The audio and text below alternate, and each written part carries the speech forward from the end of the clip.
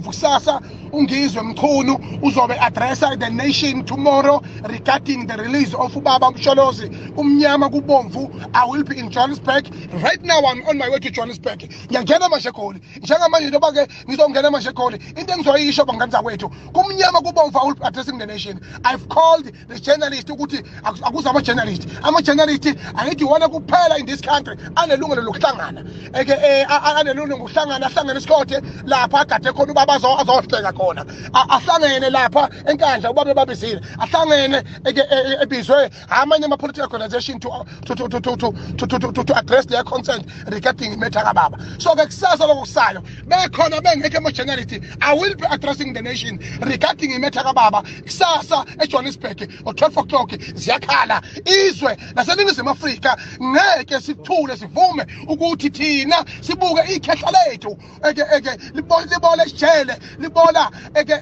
liboliswa abantu ngenhloso beqashe ngegama lomthetho umthetho wabantu ngoba the law can never exist without people.